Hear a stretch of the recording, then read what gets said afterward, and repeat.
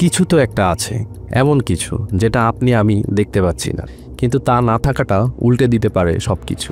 আপনি যা দেখছেন, শুনছেন, জানেন, সব কিছুর পেছনেই আছে একটা শক্তি যা আপনি আমি চোখে দেখি না, কিন্তু প্রতিদিন তার প্রভাব ঠিকই টের পাচ্ছি। ভাবুন, আপনি হেঁটে যাচ্ছেন, হঠাৎ পা মাটিতে পড়ছে না, গাছের পাতাগুলো আর এক জায়গায় নেই, ঘরটা হঠাৎ ভেসে যাচ্ছে আকাশে, কোনো দিক নেই, কোনো নিচ নেই। যদি বলি এটাই বাস্তব হতো যদি পৃথিবীতে কোনো গ্র্যাভিটি না থাকতো। না, 5 সেকেন্ডের জন্য বলছি না, একদম শুরু থেকেই যদি পৃথিবীতে গ্র্যাভিটি না থাকতো, তবে কি হতো, কেমন হতো সেই পৃথিবী? চলুন ইমাজিন করা যাক।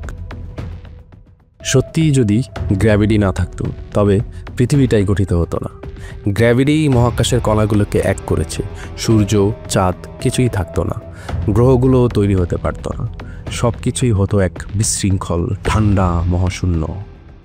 তবু কল্পনা করা যাক, এমন একটা পৃথিবী সামহাও আছে, কিন্তু কোনো গ্র্যাভিটি নেই। সেই পৃথিবীতে কোনো বাতাস থাকতো না, অক্সিজেন, নাইট্রোজেন সব হারিয়ে যেত মহাশূন্যে। সমুদ্র, নদী, খাল, বিল কিছুই টিকে থাকতে পারত না। আপনার আমার শরীরও ভেসে বেড়াতো মহাশূন্যে।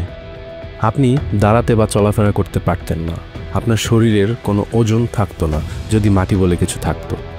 ভবন বানানো যেত না, গাছ জন্মাতো না, আগুন জ্বলতো না বা বৃষ্টিও পড়তো না। কোনো রকম জীবনই থাকতো না, একটা ব্যাকটেরিয়াওটা। কারণ গ্র্যাভিটি শুধু একটা শক্তিই নয়, এটা জীবন নামক বিস্ময়ের ভিত্তি। তাই আপনার ফোন যখন হাত থেকে পড়ে ভেঙে যায় বা হোঁচট খেয়ে আপনি পড়ে যান, মনে রাখবেন গ্র্যাভিটি আমাদের শত্রু নয়, বরং আমাদের অস্তিত্বই ধরে রেখেছে এই গ্র্যাভিটি।